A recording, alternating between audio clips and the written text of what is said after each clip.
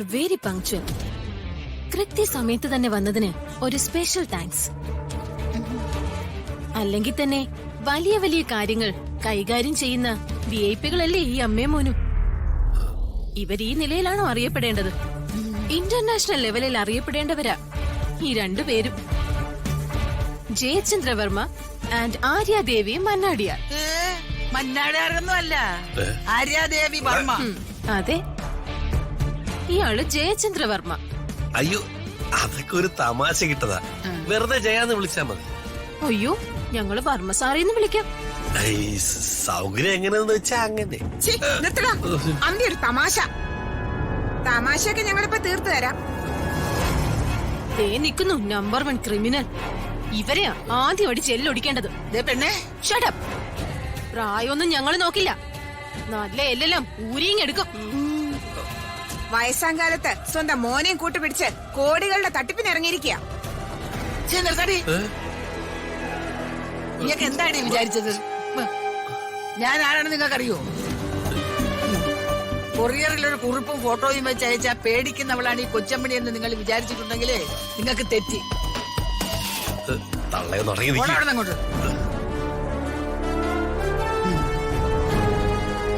ഇവൻ കുഞ്ഞായിരിക്കുമ്പോഴേ നാട്ടിൽ 6 ഗുണ്ടകള് ഒരുമിച്ച് എന്നെ ആക്രമിക്കാൻ വന്നു.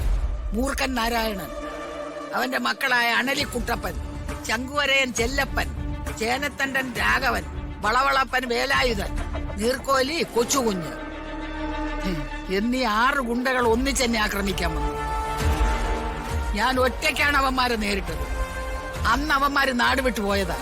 പിന്നെ ഇതുവരെ കണ്ടിട്ടില്ല.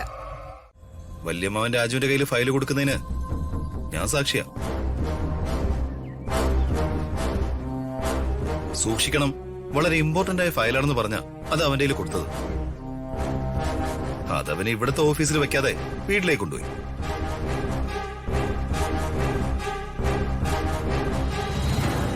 കുഞ്ഞമ്മാനെന്താ ഒരുമാതിരി സംശയത്തിൽ എന്നെ നോക്കുന്നത്? നിന്നെ അങ്ങനെ അങ്ങ് വിശ്വസിക്കാൻ പറ്റില്ലല്ലോ. ശേഖര, എന്തിനും ഏതിനുവേ നീയേ എന്റെ മകനെ വലിച്ചടയ്ക്കാൻ നോക്കണ്ട. അതിന് വേണ്ട, അതങ്ങ് നിർത്തിയേക്ക്. ഒന്ന് നിർത്തുവോ? ഞാനിവിടെ ഒരു വല്ലാത്ത മാനസികാവസ്ഥയിൽ ഇരിക്കുന്നത്. അതിനിടയ്ക്ക് നിങ്ങളിങ്ങനെ വഴക്കുണ്ടാക്കിയല്ലോ. നിന്നെ ഈ മാനസികാവസ്ഥയിലേക്ക് എത്തിച്ചതേ അവനാ, ആ രാജു. അവസരം കിട്ടിയപ്പോഴേ ആരും അറിയാതെ ഒരു അഴിമതി. കോടികൾ കൈ കിട്ടുമല്ലോ. അവൻ എന്ത് വൃത്തികേട് കാണിച്ചാലും അവനെ ന്യായീകരിക്കാൻ ഇവിടെ കുറെ ആളുകൾ എപ്പോഴും ഉണ്ടല്ലോ. രാജുവിനെ ന്യായീകരിക്കേണ്ട കാര്യമില്ല. അവൻ ന്യായമായി ചെയ്യൂ. ആരെന്തൊക്കെ പറഞ്ഞാലും രാജു അങ്ങനെയൊക്കെ ചെയ്യുമെന്ന് എനിക്ക് വിശ്വസിക്കാൻ പറ്റുന്നില്ല. പിന്നെ ഈ കോടികളുടെ അഴിമതി ചെയ്തത് പ്രതാപനാണോ? ചേച്ചി, ഒരു വല്ലാത്ത പ്രതിസന്ധിയിലൂടെയാ ഏട്ടനിപ്പോ കടന്നു പോയിക്കൊണ്ടിരിക്കുന്നത്. അതിനൊരു പരിഹാരം കണ്ടെത്തി ഏട്ടനെ സമാധാനിപ്പിക്കുകയാണ് ചെയ്യേണ്ടത്. അതിനിടയ്ക്ക് എരിയുന്ന തീയിലേക്ക് എണ്ണ കോരി ഒഴിക്കരുത്. ഇതേ കോടികളുടെ കുംഭകോണോ? ഇത് തെളിയിക്കാനേ കട്ടവനെ പിടിക്കണം. കട്ടവൻ ഇവിടെ തന്നെ ഉണ്ട്. നല്ല കയ്യൂക്കുള്ള പോലീസുകാരൻ ചോദിക്കേണ്ട രീതിയിൽ ചോദിച്ചാ അവൻ സത്യം പറയും.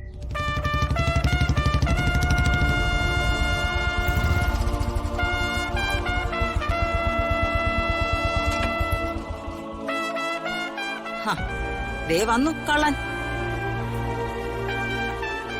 മരുമകനാണെന്നുള്ള പരിഗണനയൊക്കെ തൽക്കാലം മറന്നേക്ക്. എന്നിട്ട് നീ അവനോട് ചോദിക്ക്.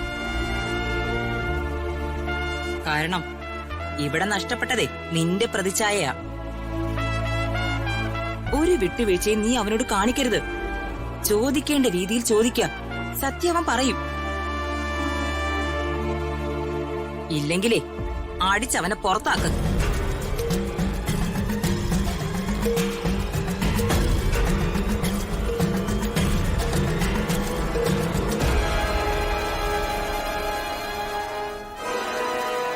ചോദിക്കേ.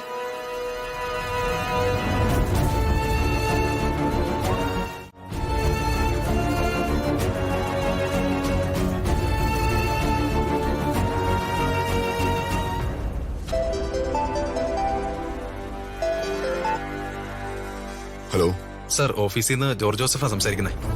എന്താ ജോർജ്? സാർ ഒരു ഗുഡ് ന്യൂസ് പറയാനാ വിളിച്ചേ. ഗുഡ് ന്യൂസോ? കേക്കട്ടെ. സാർ വലിയൊരു ആപത്തിൽ നിന്ന് രക്ഷപ്പെട്ടിരിക്കുക. ആ ലാപ്ടോപ്പ് തട്ടിപ്പടുത്തിയത് ആ കമ്പനിക്കാർ തന്നെയാ. സാർ അവര് കമ്മീഷണർ ഓഫീസിലെത്തി കുറ്റസമ്മതം നടത്തി. ഈശ്വര, താങ്ക് യു ജോർജ്. ഈ ഗുഡ് ന്യൂസ് അറിയിച്ചതിന് ഒരുപാട് thanks. Okay sir, thank you.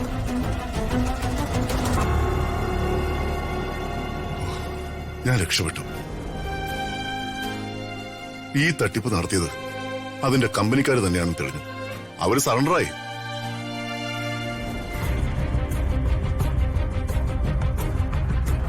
നിങ്ങൾക്ക് അമ്മയ്ക്കും മകനും തൃപ്തിയായല്ലോ. രാജുവിനെ കള്ളനാക്കാൻ എന്തൊരു തിടുക്കമായിരുന്നു. ആ കച്ചവടത്തിൽ ഇവനും പങ്ക് കാണും. മിണ്ടി പോരുത്. രാജു അങ്ങനെ ചിന്തിക്കുക പോലും ചെയ്യില്ല. അക്കാര്യത്തിൽ എനിക്ക് ഉറപ്പുണ്ട്. രാജുവിനോടുള്ള നിന്റെ പക ഇന്ന് ഇവിടെ വെച്ച് അവസാനിപ്പിച്ചോണം. ഇല്ലെങ്കിൽ നിനക്ക് ഇവിടുന്ന് പുറത്തു പോകേണ്ടി വരും. പറഞ്ഞേക്കാം. രാജു, നീ വാ.